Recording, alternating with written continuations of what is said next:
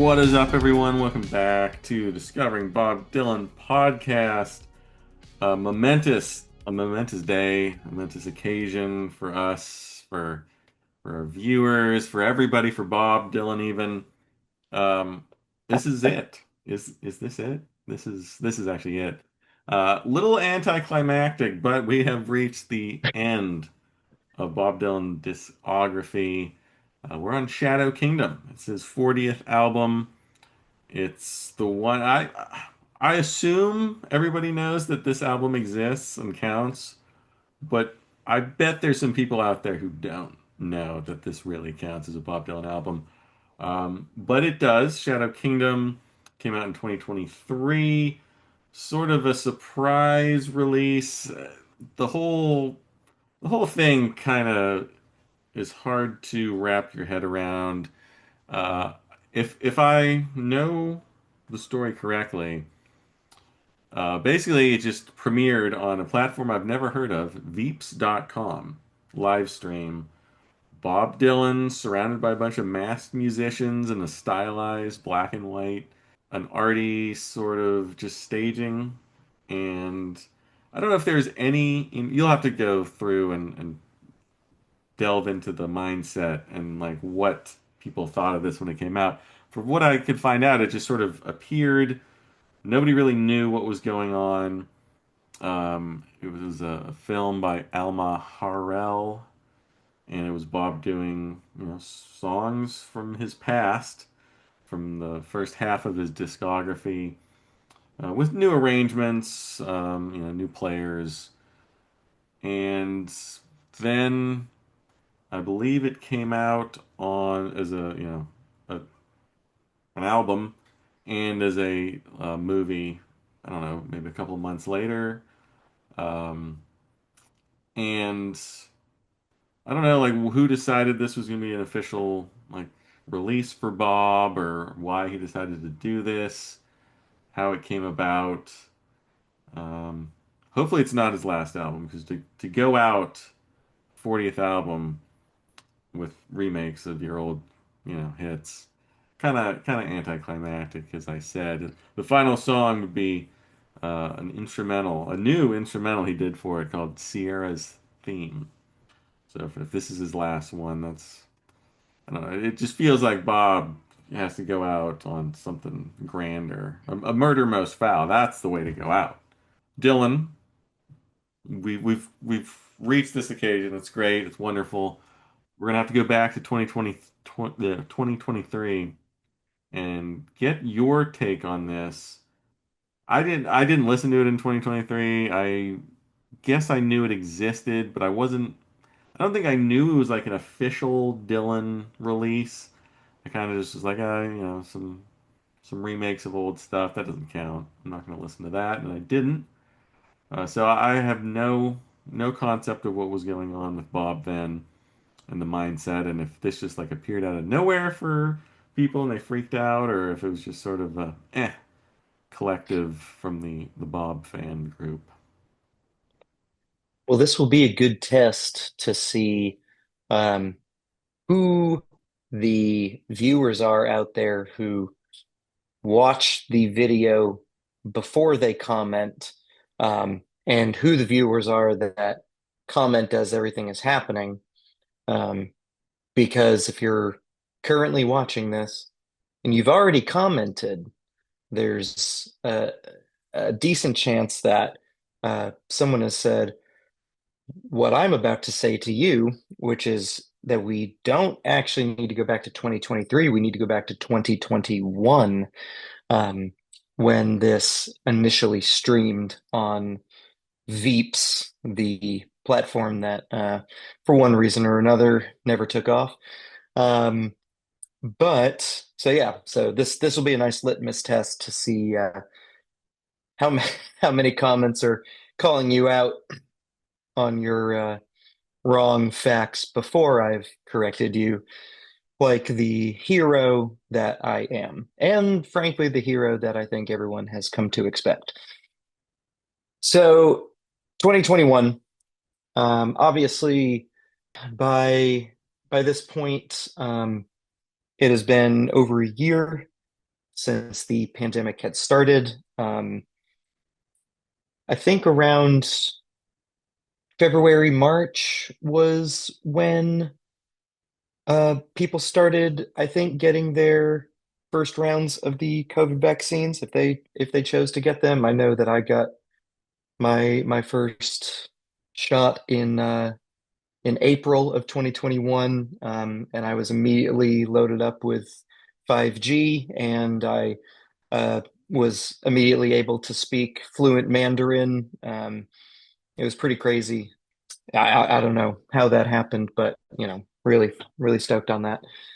And but even after that, there was still, I think, some uncertainty about, what was socially acceptable to some degree, about what was safe, even with the initial vaccine rollout. I remember in late 2020, I started playing a few outdoor social distance shows, not playing any shows inside anywhere, because obviously that would increase the risk of spreading disease if anyone was infected. Outdoor, you know, everyone kind of separated from each other, and but also started playing a lot of online streaming concerts, some just streaming right on Instagram or Facebook, and some through some other platforms with a more professional audio and video setup. And Shadow Kingdom, I I can't remember off the top of my head if it was initially billed as Shadow Kingdom or if it was just billed as a virtual Bob Dylan concert experience. But sign up, get your e-ticket now to stream this in July of 2021, before Bob had picked his own physical touring back up. And at the time, we weren't really sure exactly what that meant. Were we going to be tuning into Bob and his trusty live band, Tony Garnier and George Rosselli and Donnie Herron? Were they going to be actually streaming live? Was it going to be a pre-recorded thing? Was it going to be in a theater, in a studio? Who knew? I I'm not sure if anyone expected what we got.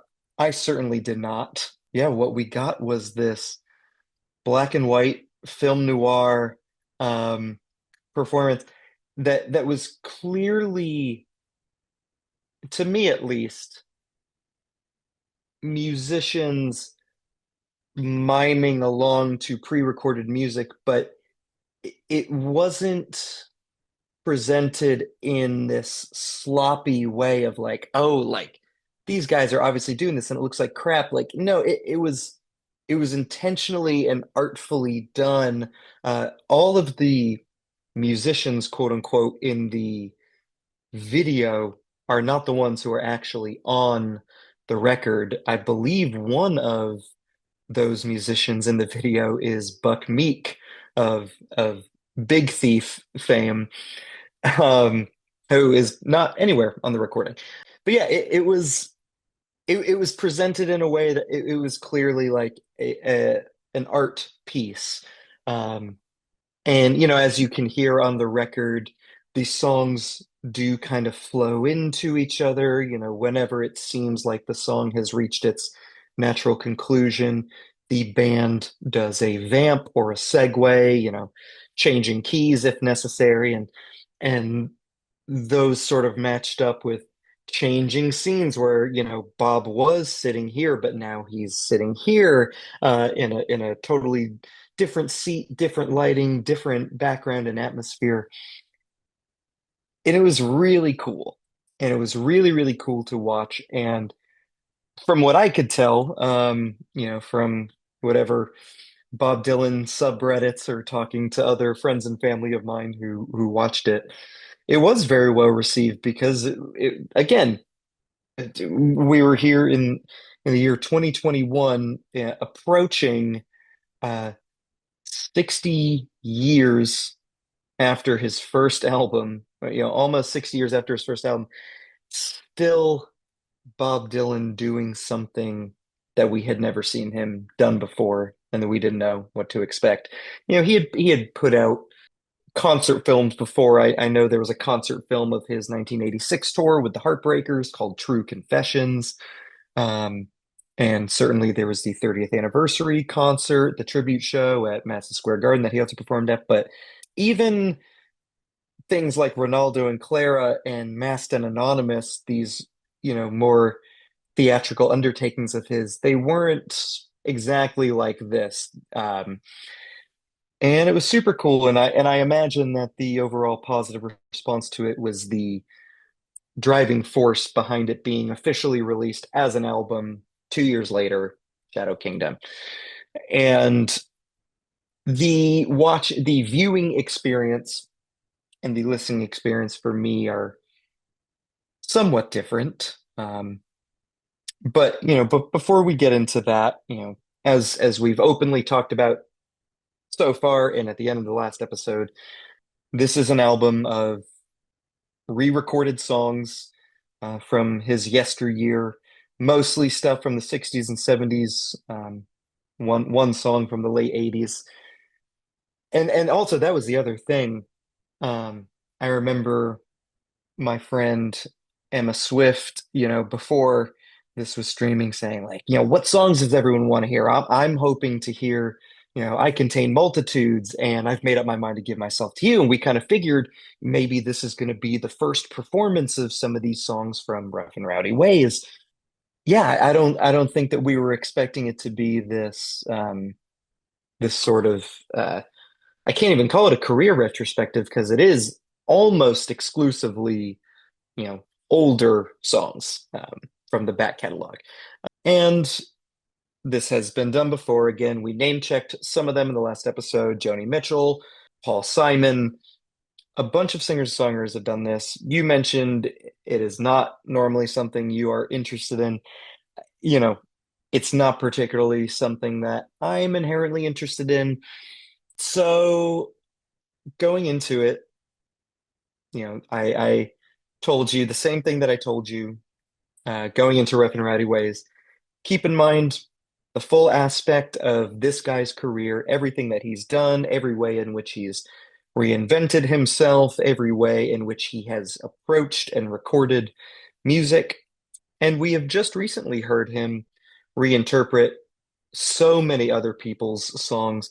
Certainly, um, the Great American Songbook and songs by Hoagie Carmichael and Johnny Mercer and Cole Porter. And then going back to Christmas in the Heart, over the last 10, 15 years, we've seen a lot of it.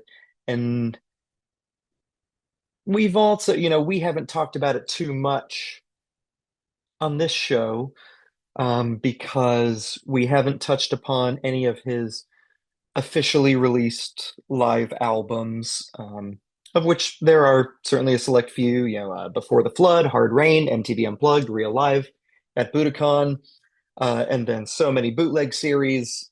Really, the only time that we've had the opportunity to talk about Dylan revisiting songs, I guess, would be going all the way back to Self Portrait, which included, live versions of like Rolling Stone and She Belongs to Me. Um, but certainly, Dylan is no stranger to reinventing his songs in a live setting. But this is the first time that he's released a de facto studio album in which he's doing that. So you keeping all those things in mind and approaching this with, I think as open a mind as you can, where are you standing on Shadow Kingdom right now? Well, this is one of those albums, and it's a very classic Bob Dylan thing to do. Obviously this isn't a cash grab, like I feel like most of the remake albums are. I mean, you mentioned that it's like all older songs except one, which is it's like that's such a Bob Dylan thing to do to like just throw people off the scent a little bit. Be like, I'm doing Hmm. everything pre 1975 except this one song. Just gonna put it in here. I'm not gonna say why. And he didn't include any of the musicians in the liner notes. And I guess people eventually figured out it was like Don Was on upright bass and T-Bone Burnett on guitar, Tim Pierce on guitar. Just like a totally different crew than he's used to. Hmm. And then having Buck Meek there, just like miming, like what the hell is that about? Like you're gonna get like a major player in the indie rock world, but he can't play on the recording. He's just gonna pretend. He's just gonna Yeah. do do do do. There's just like so many weird little things that Bob does that's just like there's got to be a reasoning behind it, but damned if I could ever figure out like what the reasoning is, what's going on in Bob's mind when he does stuff like this. So that out of the way, musically, it's interesting. There's no drums at all on Hmm. this album, which is an interesting way to reframe some of these songs. It's not like an acoustic album though. Like there's some electric stuff going on. So it's not like, hey, I'm gonna, go back to the acoustic. I'm gonna, no more electric, Bob. We're going back to the basics, the originals to redo this. So there's no like real theme behind it other than just sort of new arrangements of mostly old songs for a movie that came out 2 years ago. Um, uh, it feels on the surface very like just like I said, anticlimactic, sort of throwaway. This is just sort of been in the vault. Let's just get it out there. But I don't know. I think for all that, it's not a throwaway. It's not just some cash grab. It's not just some, I did this live stream. We have these songs with these pros on it. We got to get it out there. No, it feels like something more than that. I don't really know what. I can't even pretend to know what Bob's thinking about the reasoning behind it. So, just on a purely musical level, I think it's pretty good. I listened to it. I went back. I listened to the originals, kind of compare them in a way, but I didn't think that was very useful either. You can't really like compare the two things. The songs, Queen Jane approximately in Bob Dylan's prime is so different than it is at 80 or however old he was at the time. Um, so, you really just have to enjoy the songs and the performances for what they are. And I think that's really the only, good way to approach an album like this and to listen to this one.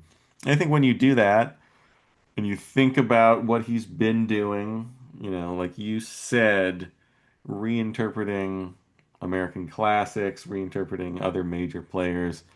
Now he's reinterpreting the most major of all players, the Bob Dylan himself.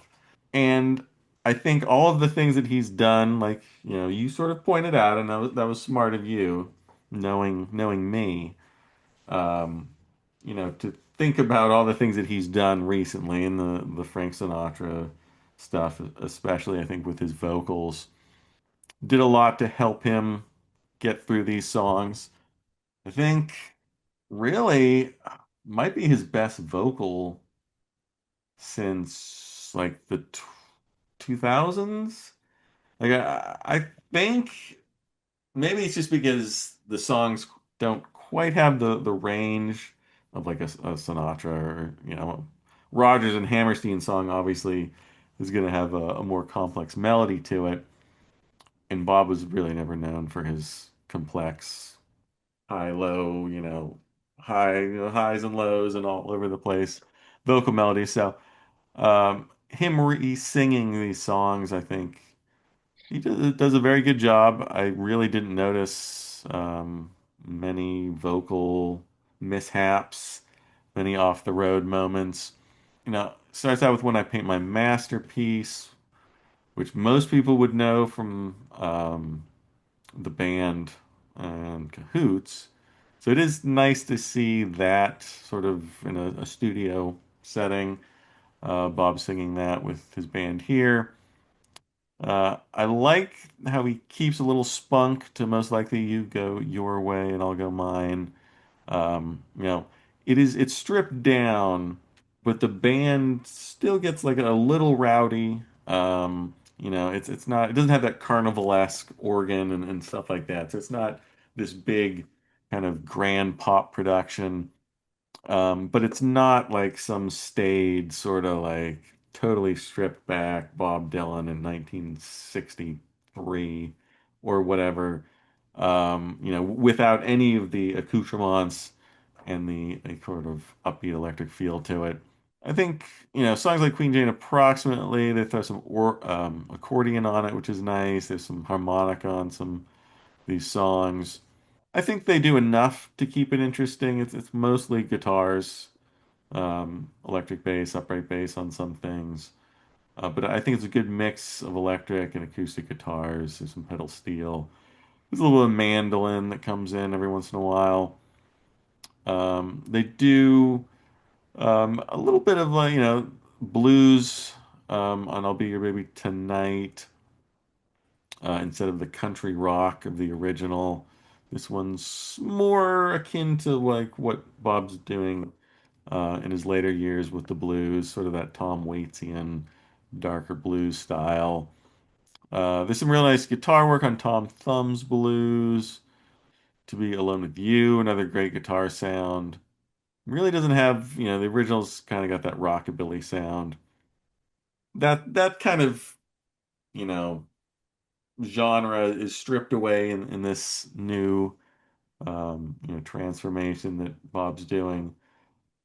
And it does sound like what he has been doing, you know, that sound of sort of elegant folk with modern sort of production techniques, but not a totally like modern, you know, sound, kind of cribbing from back, you know, his past and present, but taking it into the modern day.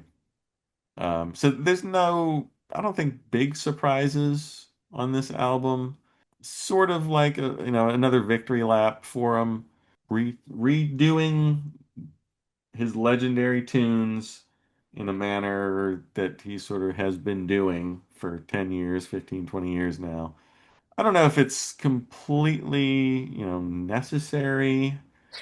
I don't I mean, it's one of these albums where I think it sounds good. I think all the performances are wonderful. The production's good. I think Bob sounds, you know, like I said, as good as he has in a long time.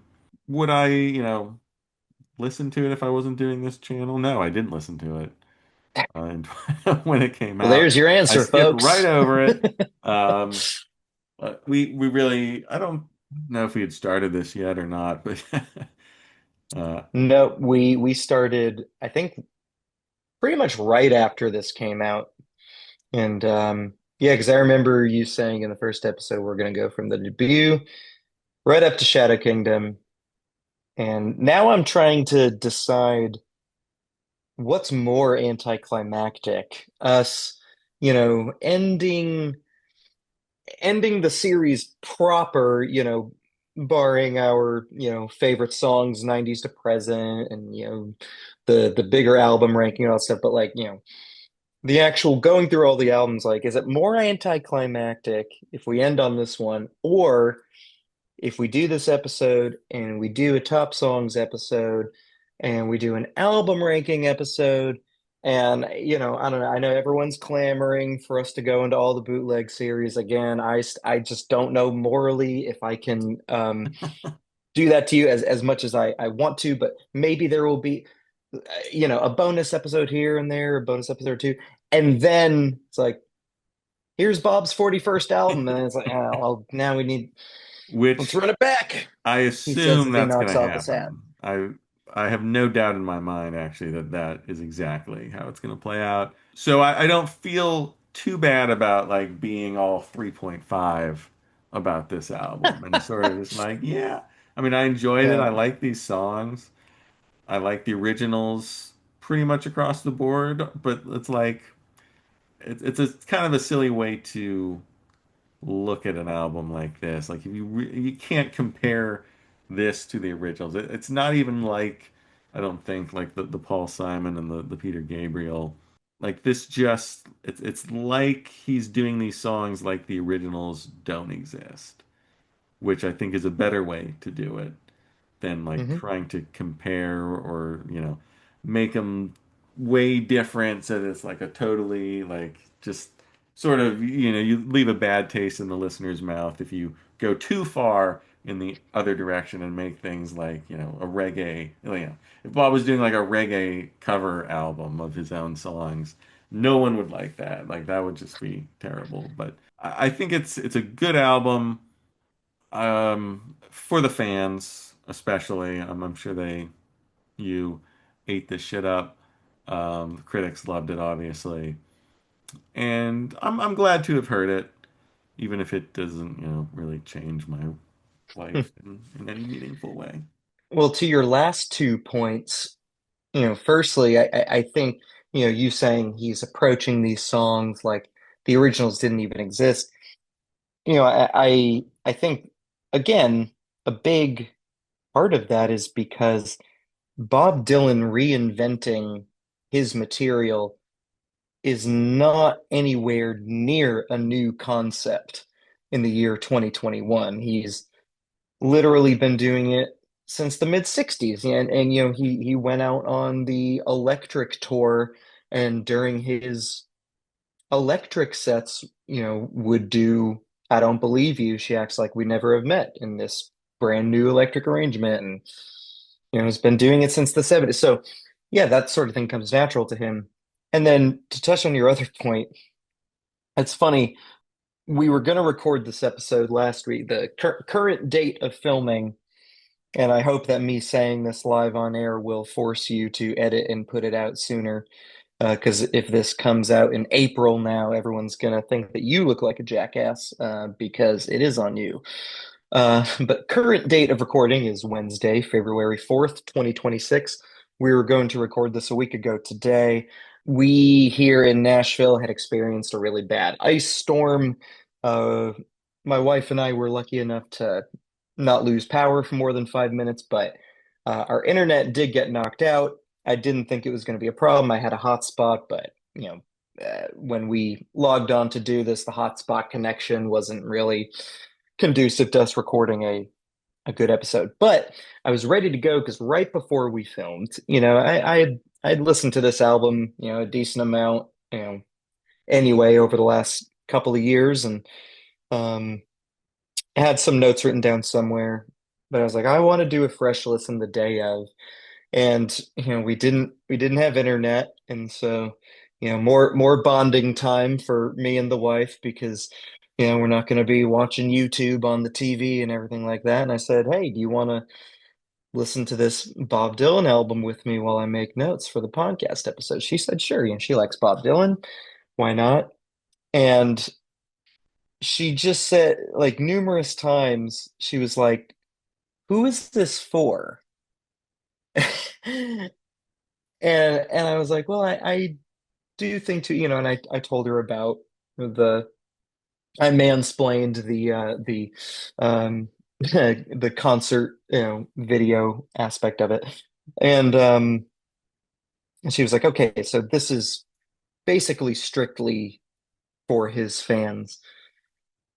And I was like, yeah, I guess. I mean, I think it's good enough where like almost anyone could maybe enjoy it. And she was saying like, yeah, like I don't necessarily not enjoy this, but I don't see how you could really sink your teeth into this unless you're keyed into, the lore of Bob Dylan or Bob Dylan fandom to some extent.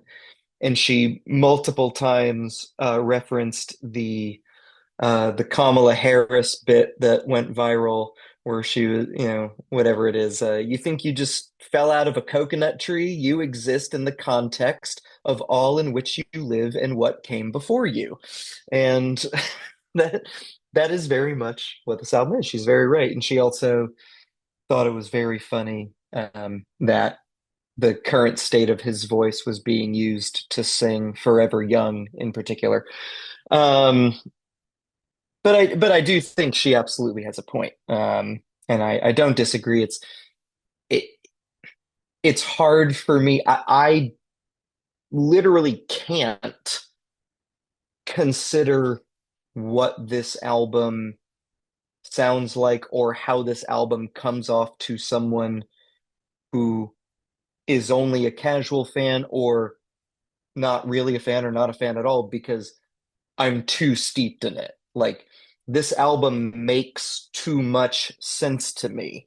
Um, but it's an interesting thing to consider. And so what is the value in it? And if that is to just satisfy the fans because we knew that the fans liked this, is that a bad thing?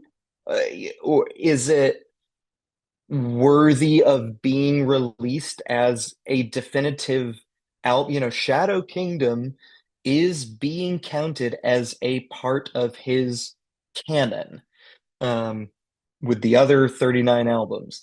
And there are other questionable albums in that, the Basement Tapes is questionable. Dylan 1973 is questionable given when they were released, what the circumstances were surrounding their releases, so on and so forth. But regardless, this is Bob Dylan's 40th album. And as a Bob Dylan fan, yeah, I like it. I'm not going to stand on a mountaintop and you know shout good glory in its name or anything like that. I think there are a few really great performances. I think there are a lot of interesting aspects to it.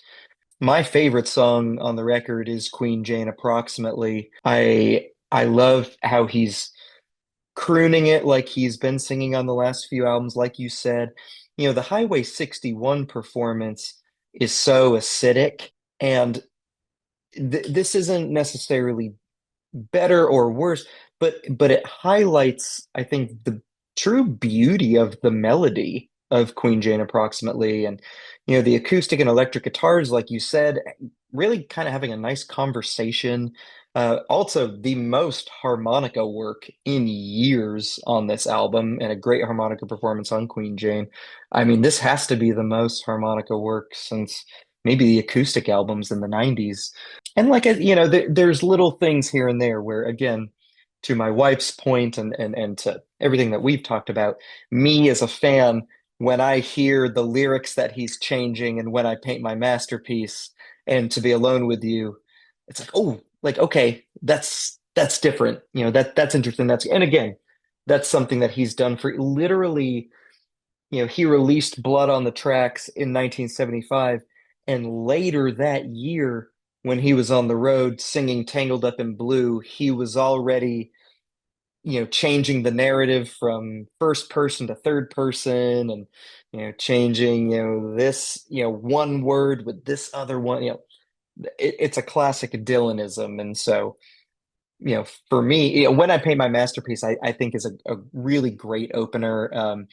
Hearing him sing about ancient streets filled with rubble with this particular voice feels very fitting. Um, I think it works well. I love, the mandolin, harmonica, very down home, um, which I really dig. And I agree with you. I love how even without drums, most likely you go your way, it still moves along so briskly. The electric guitar sounds nice. The rhythm guitar is really doing a lot of work on that tune. Shout out to Greg Leese, who I know plays all over this record, studio guitar master. That is, for those of you counting at home, the second time that I've almost knocked my hat off my head due to my wild hand movements. How many more times will it happen? We're gonna find out. And I also love how the bridge sort of breaks down. And most likely he gets very legato there at the very, very end. He's still willing to do these different things. And I think a lot of them work.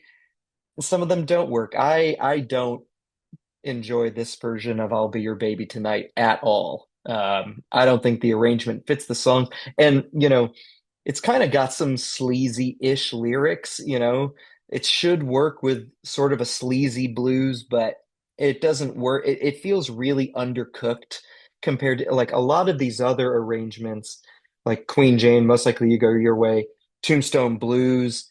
They all feel very intentional. And I'll Be Your Baby Tonight sounds like he picked up a guitar and went da da da da da da da da. Like, yeah, do something like that. Okay, here we go.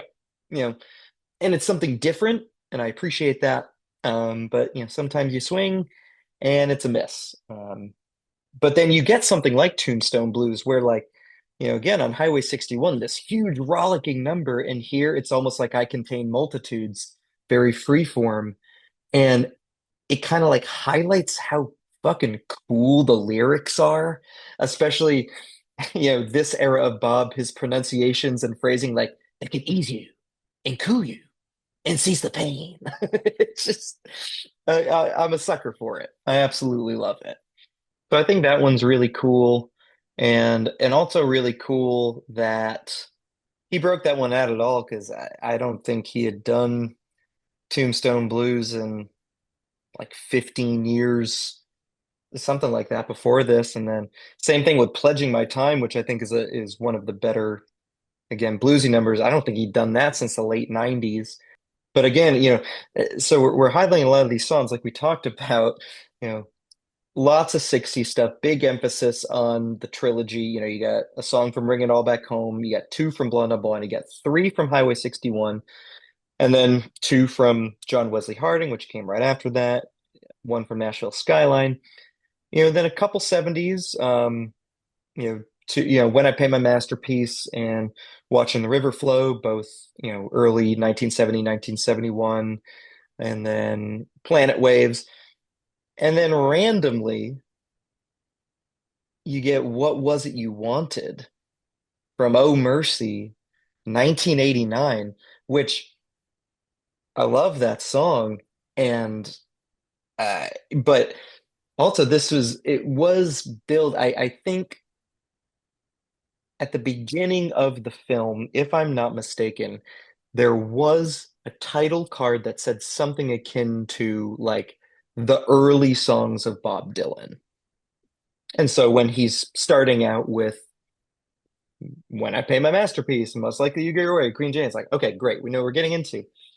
So what was it you wanted? Like, okay, so I mean, yes, it's over 20 years old at this point, but I don't know if it qualifies as an early song. And why that one? I'm not complaining that it's there. Is it just the classic like I'm gonna pull a random song from another era out of the hat and confuse the hell out of people? I don't know. I think it's a great performance.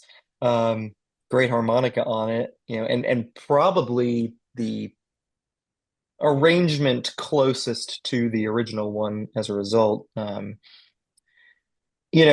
lot of my notes here, and it highlights kind of what I was saying earlier, because I had such a great time watching the film, and on a lot of these songs, listening to the record and making notes, I'm writing like good, but unnecessary, but I would love seeing this live, which goes to show seeing it live. I'm like, oh, this is really, really cool. Putting on an album to listen to, I do think that those are two different experiences, at least for me, a concert, even, a streaming concert and a record. Um, so, it, I'm kind of with you, I think, ultimately at the end of the day about all of this. I think it's a very easy listen as a fan. And the level of fandom, quote unquote, that you've achieved, it sounds like it's an easy enough listen for you as well. I, I I hesitate to say the project as a whole is unnecessary because again, I think keeping in mind the film aspect of it, that part of it was cool and different. if we are looking at it and grading it as a studio record and valuing it as a studio record, I do think for me there's just a bit of a ceiling in terms of how likely I am to listen to it. And, you know, even like I'm trying to think of, when we do our ranking, this is ultimately for me, if I'm gonna rank these albums in terms of the ones I enjoy the least to the ones I enjoy the most, there are quite a few albums I enjoy Shadow Kingdom more than, but I actually still might be more likely to throw on an album that I don't even enjoy as much because it's more interesting to me.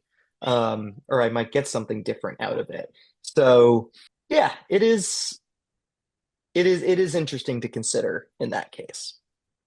To defend this album a little bit, I will say, I mean, I don't disagree with anything you said. I do think a couple of things, like the set list itself, for a non-Dylan expert like myself, I would be clued in that these were all cover versions, just I think by, you know, a couple of these songs, like When I Paint My Masterpiece, most likely you Hmm. go your way and I'll go mine. But some of these, if I just heard them like randomly, just pick one song out of this album, I don't think I would know necessarily it was a remake of an older song. Like if I heard The Yeah. Wicked Messenger just from Shadow Kingdom randomly, in a Borders or that actually doesn't exist anymore, Barnes and Noble or something, and it just came Yeah. on, I'd be like, is this new Bob? Because Yeah. I don't have that reserve in the back of my mind of every single Bob Dylan song and the lyrics and everything about it. um, so to me, some of these songs really did sound new and kind of fresh. Others not so much. Um, but I do think at least he has that going for him. He didn't pick like a Rolling Stone or Hmm. Rainy Day Woman or something that everyone's gonna know right off the bat. A lot of these were like B-sides of singles, lesser known tunes. Yeah, I So have to I have to imagine that probably the most well-known song on here, at least as it pertains to Bob's performances, because maybe you can make an argument for When I Pay My Masterpiece, but probably more people know the band's version. In terms of Bob's version, it would probably have to be Forever Young, um, which I actually remember that one in particular having a really nice visual. And Forever Young has never been one of my favorite Dylan songs. This is a nice version of it, though. Probably Forever Young, or maybe It's All Over Now, Baby Blue. I feel like that one is like, if you have your like S tier, like well-known Dylan songs, your Like a Rolling Stone, Tangled Up in Blue, Hurricane, maybe. It's All Over Now, Baby Blue is maybe A or B tier of like, it was on Greatest Hits Volume 2, and there's a slightly well-known Van Morrison cover of it, and it's off one of his most recognized albums, Bring It All Back Home. So, but yeah, like other than that, yeah, if What Was It You Wanted or Pledging My Time or Watching the River Flow, yeah, came on, and now I'm trying to think of a defunct franchise. It came on in like a Strawberries. You you wouldn't be like, oh yeah, that's that song. Um, you think, oh, there's old Bob croaking away on his new album. yeah, yeah. So I did, immediately in my brain just start comparing these versions to old versions, which I think is smart because some of these remake albums, it is like the big songs that they're redoing. Yeah, And in that case, it's just immediately annoyed. Like you just immediately are like, no, this is not how I know this song. yeah. So for him to do these sort of lesser known tunes, I think was smart, a better way to approach an album like this than just remaking Greatest Hits Volume 1 or, For sure. something to that effect. I agree. You know, it's hard because I feel like we both took such a big victory lap in the last episode, um, that it feels weird or dishonest to be like, wow, look at us now. We're done. Because Rough and Rowdy Ways is the most recent slash final album of all original material. Um, and it's like, oh yeah, now we gotta do shaking. But now officially, Joe, you you listened to the entire Bob Dylan studio album discography, and this is the first time in over 40 episodes where I don't have any words of advice for you moving on. Other than, hey, I hope, you'll appreciate this album more here, but like you did it. How do you feel? Well, I feel pretty good about this. It's kind of funny though, because we used to on this channel listen to 45 album discographies in a week. If we had to do 2 weeks, it was like a personal failure on our accounts when we had to do Neil Young's entire discography in 2 weeks. So I really feel like I've just dragged this out to a point where like the maximum amount of time that I could take to Well, you do guys this. also started doing it in a global lockdown, and That's true. We had nothing else to do. yeah, and now life happens and things go on. But you did, and I don't. I think we should wait until the end of the ranking episode for you to like truly have the floor for your final, because also at that point you'll have recently gone through everything again and you'll be in a better position. Like I don't want to ask you right now, like, so what do you think? Yeah. um 3.5. so yeah, He's so a 3.5 artist, I think. we'll wait to, but what do you feel both comfortable and confident saying right now, Uh, now that we've done it? Nothing. I have absolutely nothing confident to say. I feel like everything is going Thanks, to everyone. change. Donate to the Patreon. Boo, If- boo, doo. I think anything could change on re-listens, like Mhm, literally across the board, other than maybe like the, original big three. I feel mhm. like are pretty locked in as like I like those albums. I'm not gonna like turn my back on them now. Sure. Everything else I feel like is fair game. Um, we've been doing on the channel these yearly deep dives, and Bob Dylan has yet to crack a top 25. He's like been on the cusp a couple times. National Skyline is right there. Um, so we'll see. Saved was 10 or so slots from being a top 25 from 1980. So we'll see how I feel. I've heard some of the albums, since the original listening for this show. I have heard National Skyline again. I have heard um, Blood on the Tracks again. I have heard Saved again, but a lot of To go them I back have to not. Planet Waves for Planet 74. Waves from Yeah. 74 again. Um, but a lot of them I've not heard since the original, you know, 2, 3 years when we Yeah. recorded these things. So I feel like going back and listening to those first couple albums, even is just going to be a completely different experience. And I like those albums, so I don't feel like I'm going to start hating them now. But to think about where I am now and where I was, is, my headspace when I listened to those albums for this show, I, I don't know. I can make no promises on anything. We'll see. Well, I want to echo a lot of the comments that we've gotten, you know, and we predictably got a lot of these comments on the Rough and Rowdy Ways video. And again, quick shout out to everyone who's been following this series from the beginning, or if you picked it up somewhere along the way, or even if you just got into it recently and you've gone back, it has been so cool and humbling. Watch so many of you come along on Joe's journey, essentially.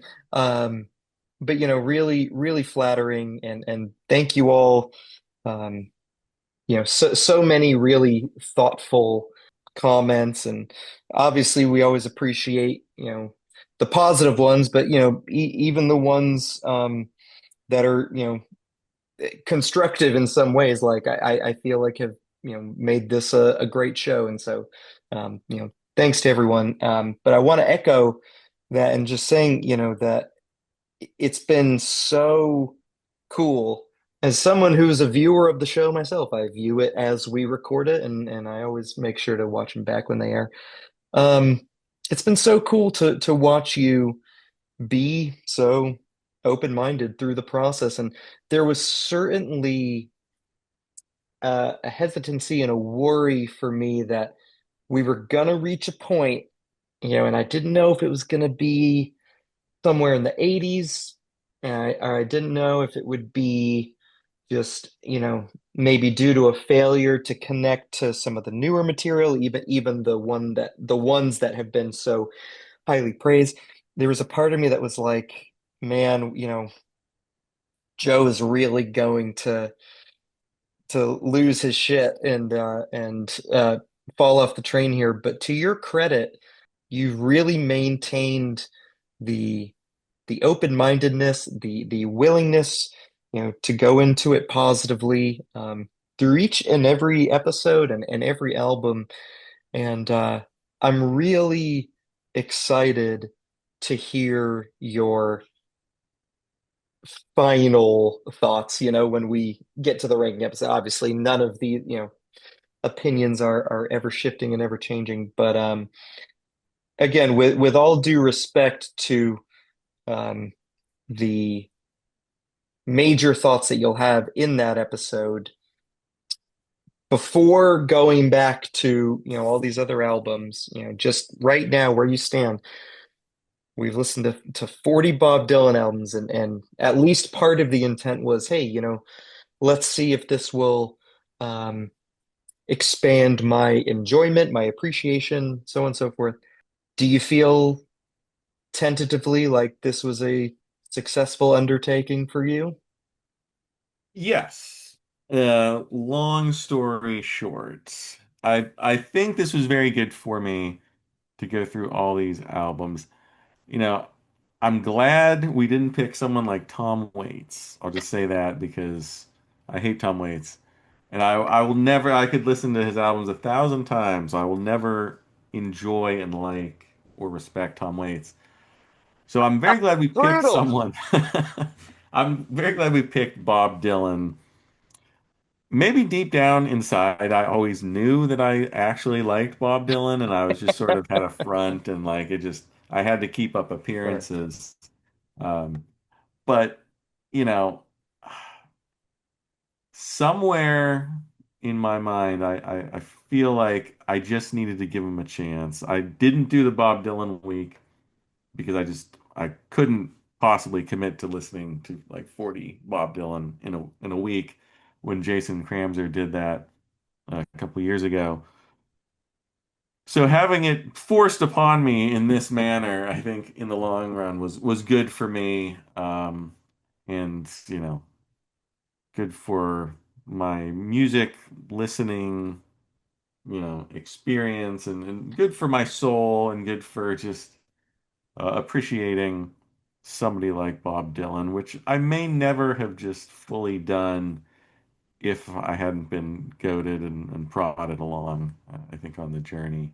I probably would have quit in the 80s, but going back and going through the discography and having the carrots dangled in front of me of something like Love and Theft was, I think, very helpful. Like I knew at least a little bit, so I could be like, all right, I just gotta get through the 90s. I can get back into something that maybe I'll really like. And Bob, to his credit, really is a one-of-a-kind artist. His path and his journey on his own discography is unlike anybody else. And when you get into these older legacy artists, you kind of just dread those later albums. And to Bob's credit, and there's a few artists like this, but it's rare, few and far between where you get an artist like this who is able to reinvent and reinvigorate himself so many times um, that it keeps the journey interesting for sure. Like it's not, we never got to a point where you were just apologizing for, for this next one. Sorry, Joe, this is another stinker. Um, Almost always there was a light, a couple albums down the road. So, um, I guess maybe that's why people love Bob Dylan and respect him so much. Maybe. Yeah, it's definitely the Saving Grace, a song off of the album Saved from 1980. A saving grace that, yeah, even when there's maybe a few albums in a row that, I can anticipate like, okay, Joe's not going to have the nicest things to say about Knocked Out, Loaded, and Down on the Groove because frankly, I don't have the nicest things to say about it. Or even albums that I like to different degrees, stuff like, but like how much can you ultimately say about Dylan 73 or Pat Garrett? But when you're doing that, it's like, well, we're so close to Blood on the Tracks. And going through the 80s stuff, it's like, well, we're so close to Oh Mercy. And then I didn't know how you were going to feel about the 90s acoustic albums, but even if you thought they were the worst things in the world, we're so close to Time Out of Mind. And even if you hated all of that, even if you hated Time Out of Mind and No Mercy, Blood on the Tracks, like those are still like interesting, important albums to discuss and listen to and talk about. And so I think that's definitely the saving grace of it all. And oh man, I'm really really proud of you. And I cannot wait to see where we're going to end up when we need to pit some of these albums against each other. It is gonna be fun, and thank you for shepherding me on this journey. It was just kind of a shot in the dark when this whole thing started. I didn't really know what to expect, but you yourself are the MVP, I think, of all of this. So thanks for no, keep coming, keep coming. You can keep going. No, Thank I you for going on this journey with me. I looked at our stats for the show's history. 211,000 views over 40 episodes or so. I think that's pretty darn good. Our number one episode, Blood on the Tracks, with 11,000 viewers. So that's solid. A lot of people came along. I didn't know if this was going to bomb as a series either, but uh, kept up. We had yeah. 3,200 for Rough and Rowdy Ways, and that's still, that was only 8 days ago, so it'll grow. And some people fell off in the 80s, some people fell off in the 90s, but you know, I think the core group stuck with us all the way. We'll see what Shadow Kingdom gets. It could be a Yeah.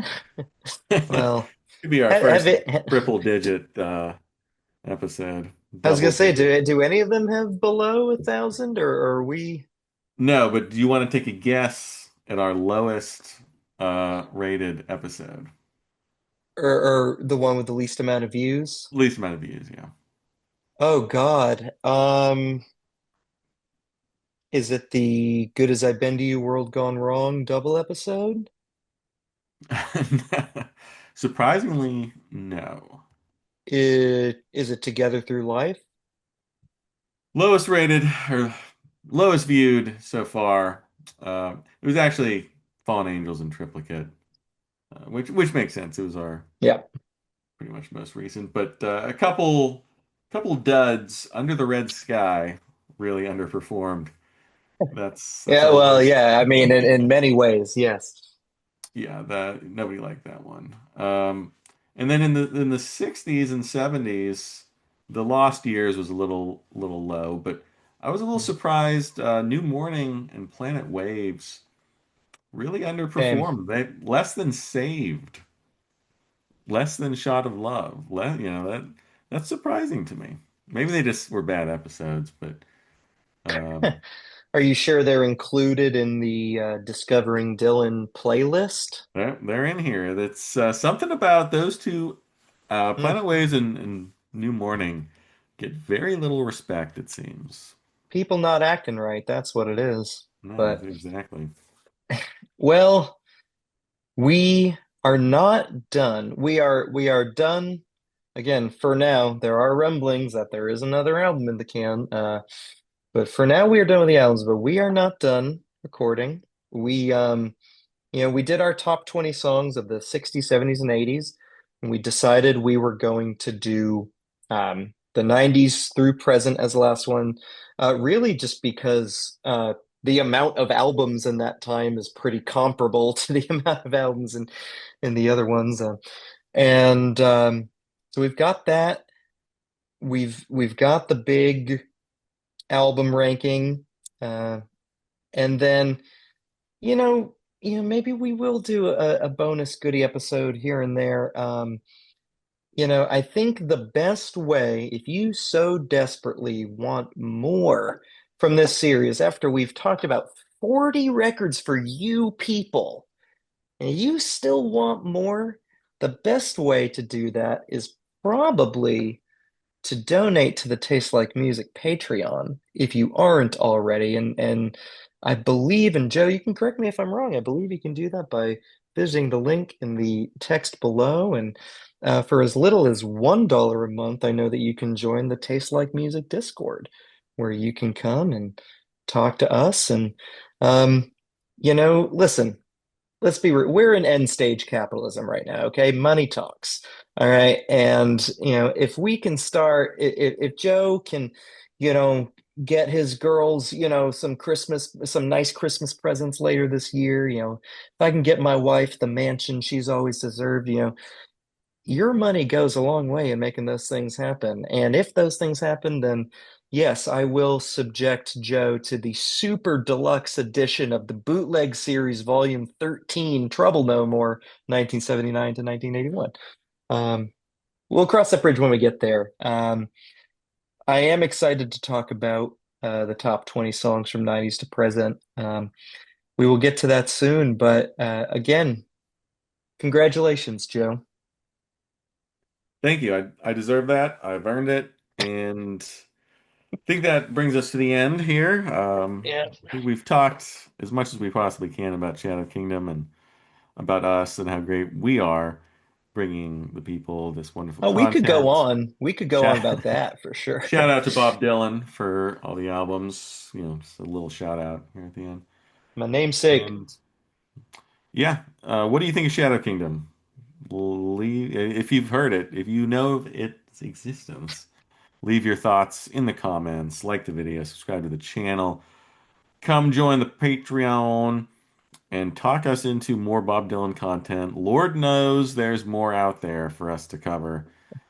So if you're into that kind of thing, join the Discord, join the Patreon, and check back for more Bob Dylan. We've finished his albums, but like Dylan recently said, we still got some songs lists to do. So check back in a week or two. We'll have it up here.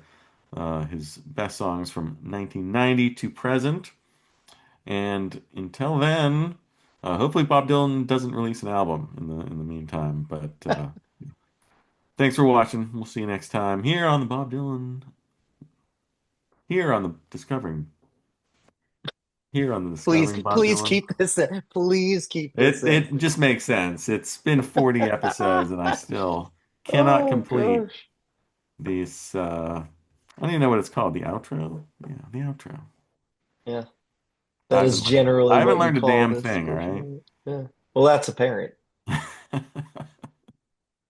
Discovering Bob Dylan.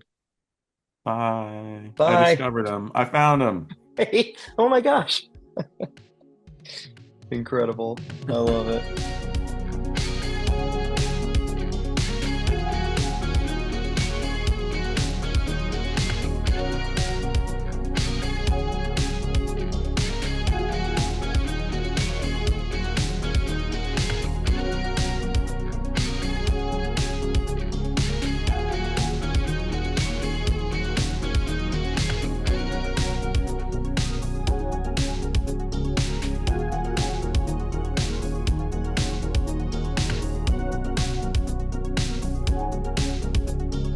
You know what? It's just Shadow Kingdom. It's fine.